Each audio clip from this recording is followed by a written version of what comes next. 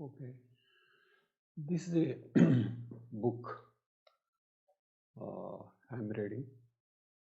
This is B.R. Ambedkar's The Buddha and His Dhamma. And Akash Singh Rathore and Ajay Verma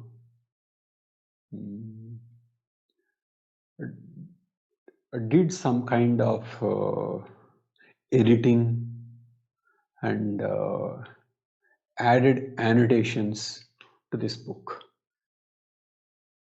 and called this a critical edition.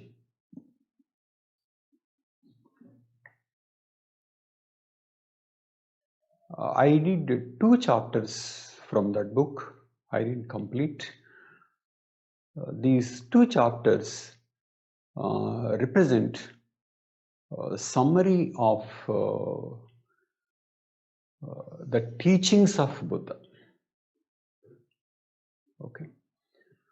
So here, what I want to examine is Ambedkar's view on what Buddha stands for.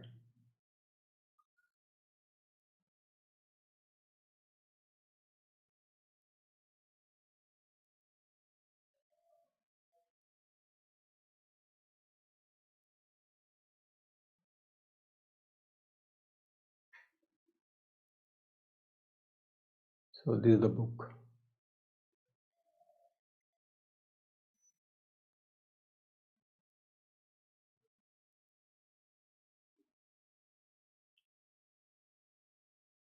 Okay.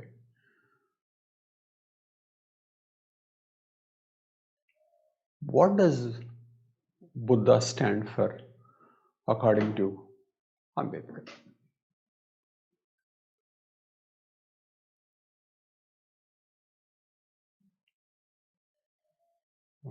An interesting point about Ambedkar's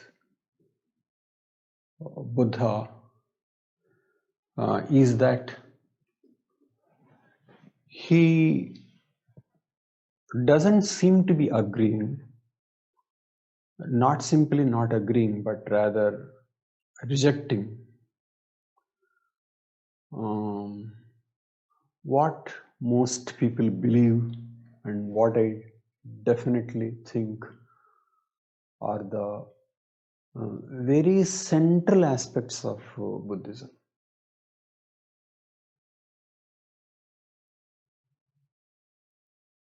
Religious people in the world and many historians believe, if not, and a lot many people believe that first thing about Buddha is that he was an enlightened person. And to say that he was enlightened person, there should be a belief in enlightenment. If you have belief in enlightenment, then you can think somebody is enlightened. But suppose you don't have any such belief in something like enlightenment, something like moksha or nirvana. So what is Buddhism if one doesn't have belief in nirvana? And how does one look at nirvana? Ambedkar here uses the word nibbana. That is a Pali word. But how does one take Buddhism without any belief in the idea? I'm talking about beliefs only. Belief in the idea that there is something called nirvana or nibbana or moksha.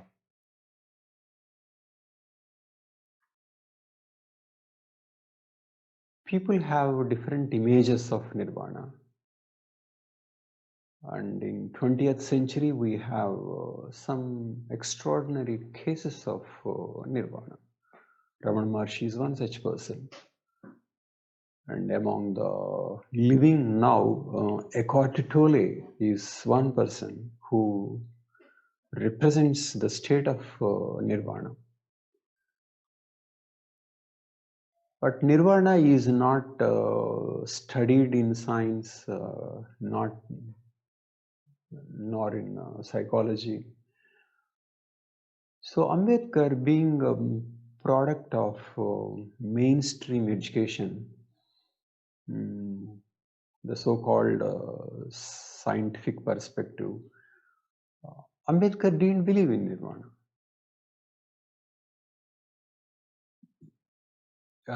In the sense that he knew that Buddha claimed nirvana, and Ambedkar believes, yes, Buddha got nirvana, but what is that nirvana? Nirvana to Ambedkar is nothing but control over passions, control over anger, envy, jealousy, hatred, having positive things and not having negative things, not being lazy.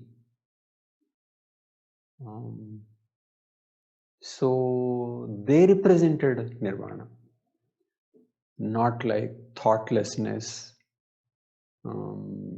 dissolution of I, or shrinking of I, or whatever. There is no exploration of Ambedkar into what might be nirvana. So he says very, very clearly his view on nirvana, and it is just like this.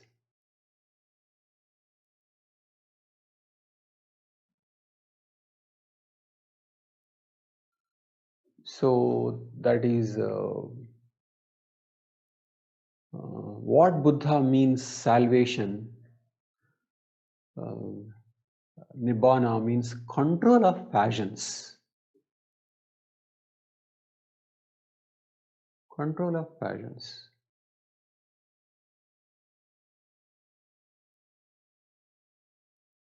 And we know that Buddha defined, what do we mean by we know anyway? See, if we know that the state of the mind that enlightened people in modern times are talking about, J. Krishnamurti is one example, Nisargadatta Maharaj is one example, Eckhart Tolle. So from the contemporary, from the modern enlightened, we get an idea of Buddha's enlightenment. But Ambedkar didn't do any such work. There was Ramana Maharshi during Ambedkar's time. But Ambedkar didn't really pay attention to Ramana Maharshi. He may have thought he was just one nice gentleman. So Ambedkar didn't think that there was some kind of a fundamental transformation in individual consciousness. So he took it as just passion control. And we know Buddha talked about desirelessness. Ambedkar found it difficult to understand how can there be desirelessness? What should be the basis of activism if there is no desire? Ambedkar should have raised these questions and agreed that I have no idea. But Ambedkar didn't say like that. Ambedkar took desirelessness as nothing but absence of greed. You know, greed is excessive desire, not desire in itself. So he says the common notion is that man is unhappy because he is in want. Common notion, by common notion, he means that Buddha taught this, that man is unhappy because he is in want. But this is not always true. Man is unhappy even though he is in the midst of plenty. Unhappiness is the result of greed, and greed is the bane of life who have as well as those who haven't. So Ambedkar doesn't think desire itself is an issue. He thinks greed is an issue, and lot of difference between greed and desire. Greed is decidedly negative and excessive. Desire need not be excessive and need not be desire. Definitely, Buddha's nirvana refers to desirelessness, not simply absence of greed. So Ambedkar neither pondered nor accepted a state like enlightenment. So that is one very important issue. So you can say Ambedkar missed the very central thing about Buddhism. That's one. And if a person rejects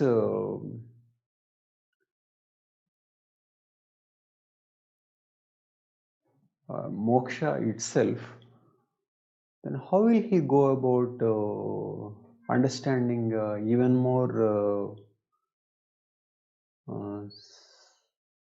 so-called unscientific things? For example, soul, rebirth. How does one understand? Buddha has a conception that not everything dies at the time of death.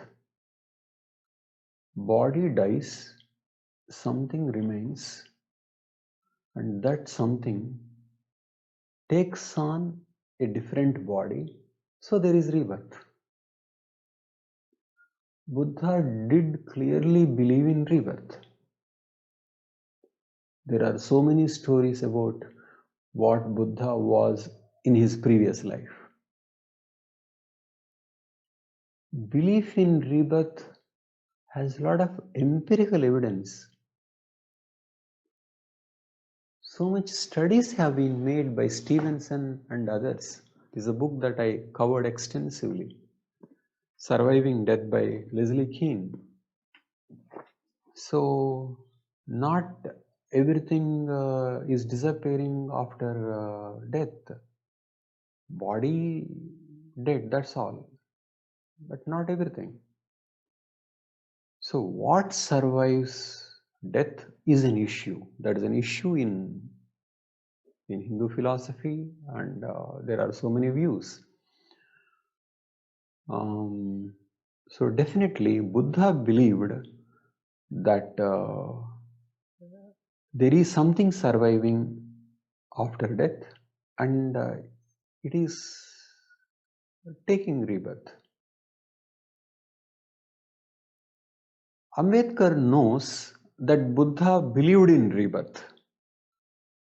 But Ambedkar can't understand how can a scientific man like Buddha believe in rebirth. If you ask my comment on Ambedkar's discussion on Buddha, it appears Ambedkar did not have any intention to learn anything from Buddha. Ambedkar learned what all he wanted to learn from universities. Nothing much to learn from Buddha, from that 6th century man. What Ambedkar was doing was that he was attributing his highest understanding of man to Buddha.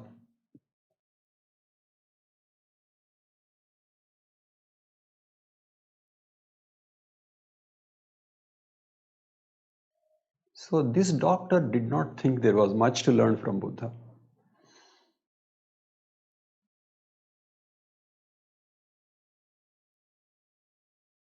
what he learned elsewhere, he was attributing to Buddha.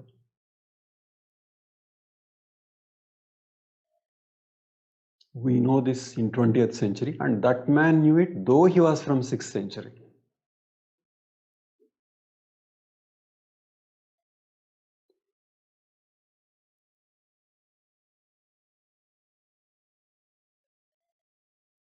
He doesn't seem to have a clue that what Buddha said long, long ago is some mysterious process, and we have not yet deciphered.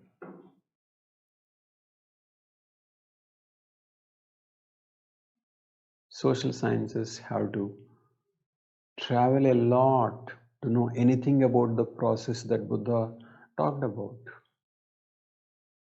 But that process is true. We have contemporary examples. So, rebirth Buddha talked about, and it is very difficult for Ambedkar to understand what can be rebirth. So he says, rebirth is nothing but elements of the body disintegrate and they are being reused again. Obviously, all these elements are going to be reused. So the rebirth meant these reuse of the elements, not that mind itself is going to be reused. Consciousness itself is going to be reused. And there is a continuity. So many studies show that.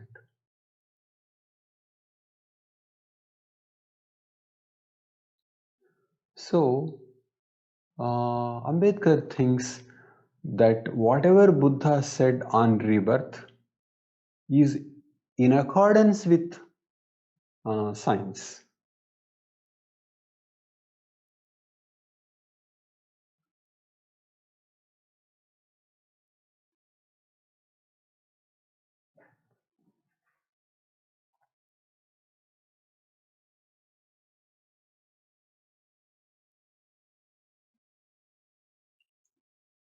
So, rebirth is about reuse of physical elements.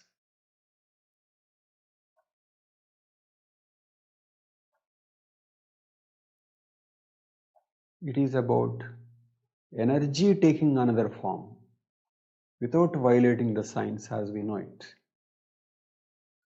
So, there are two things here. Number one, he is not getting Buddha, that is number one. And number two, when he doesn't say, Buddha seems to be saying something else and I disagree, or I do not know. He is so sure that science is right and Buddha is right and Buddha is scientific. Science is right, but Buddha must be right. Buddha can't be wrong. And Buddha is scientific. In fact, science is partial, hasn't explored, but there are so many developments in parapsychology that prove this rebirth. And Buddha believed in rebirth. So science would disagree if the science includes only physics and chemistry and not parapsychology.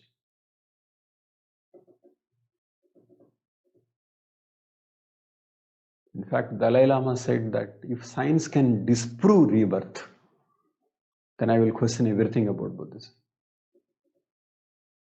Science can't disprove. So Ambedkar is twisting Buddha to make him scientific, and scientific according to Ambedkar's version of science.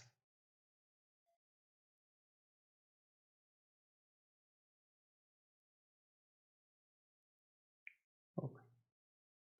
So moksha rejected, rebirth rejected, and surely soul will not have any place.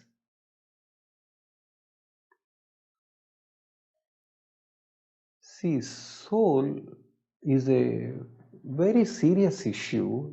There can be a lot of scope for confusion here. Um, it is true that Buddha did reject Hindu idea of soul. Hindu idea refers to there is something and that is taking various human forms and various lives.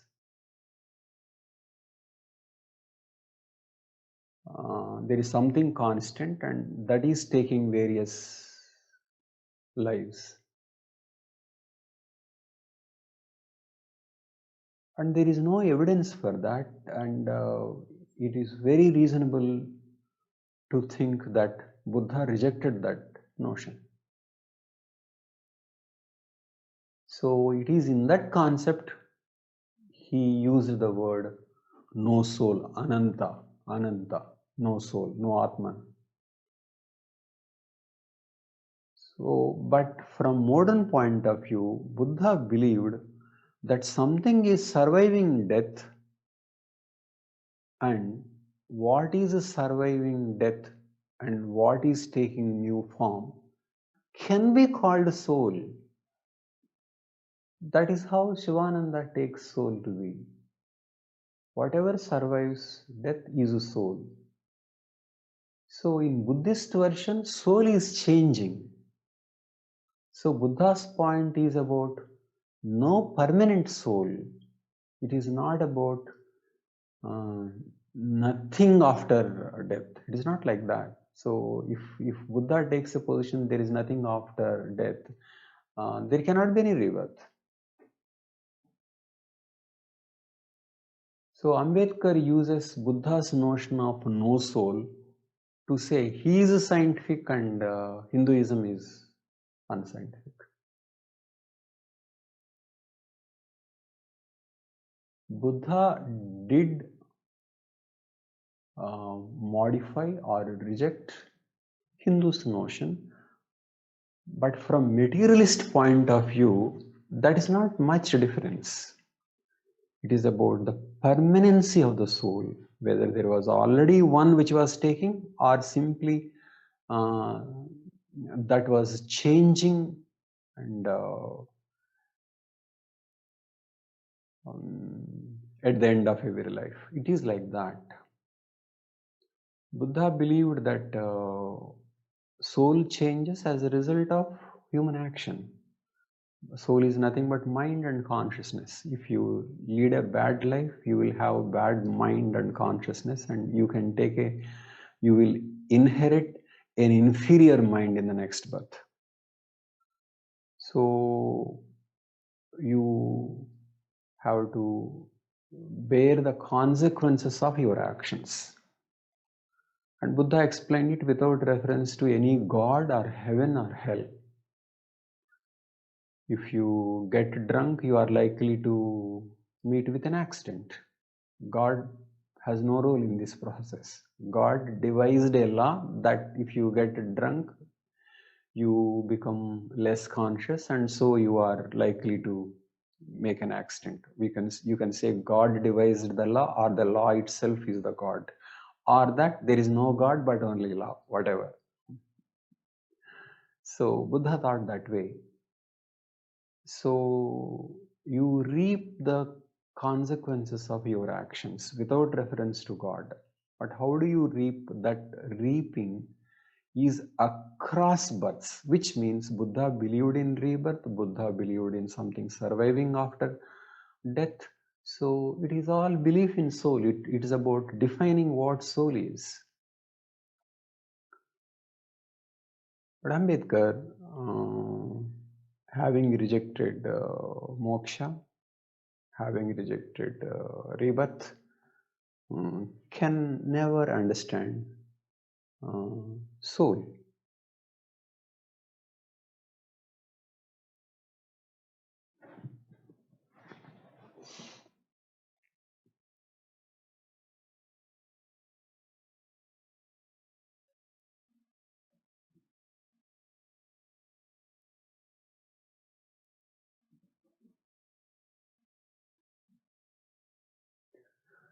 He's saying all functions assigned to soul are performed by consciousness. A soul without any function is an absurdity. Now we know it is the continuity of consciousness only is called soul.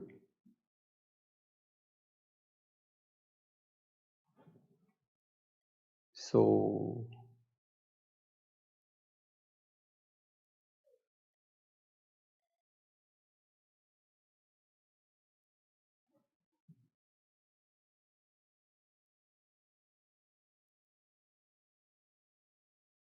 and next concept of karma.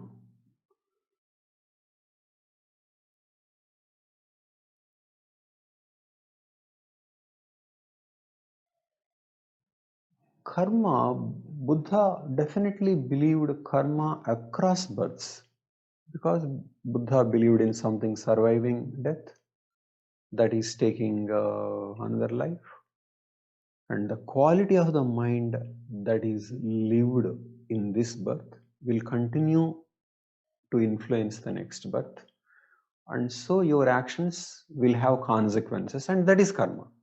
Again, karma without reference to a god. But any mention of rebirth, any mention of any continuity across lives to Ambedkar is unscientific, and so Buddha couldn't have said it. See, so he said that Buddha talked about karma, but karma is about only this life.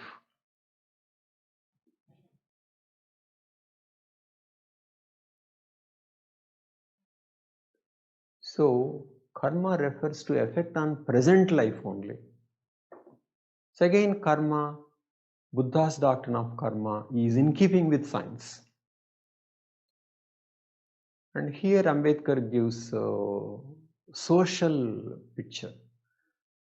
Hindus believed in karma because they want to say the people who are born in lower caste and lower class deserve it.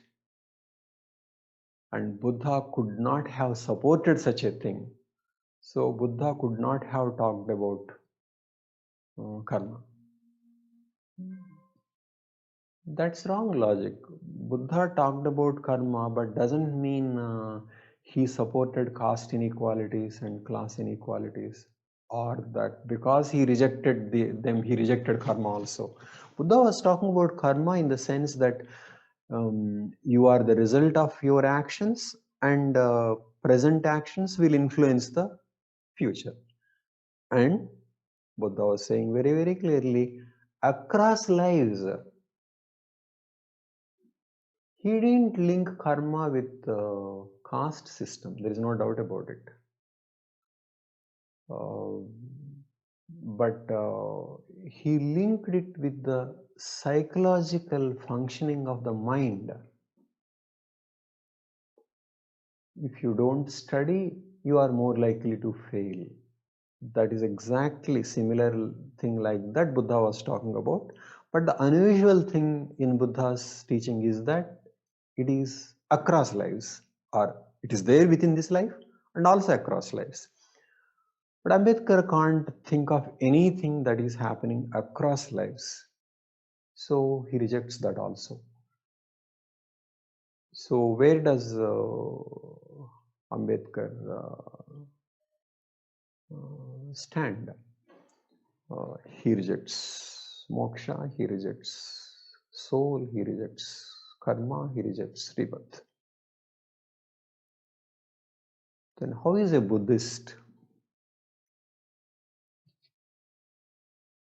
So a different version of Buddhism which has a social meaning standing for equality,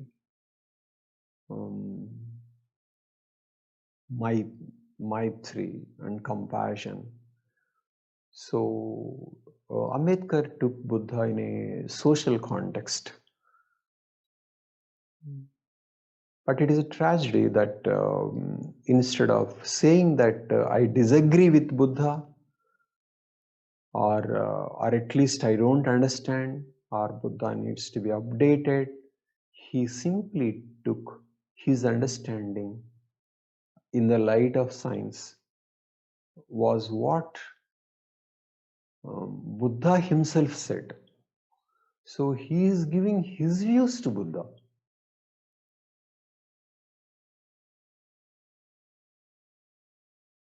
That is being a very, very bad student of a great teacher. That is the Buddha. Thank you.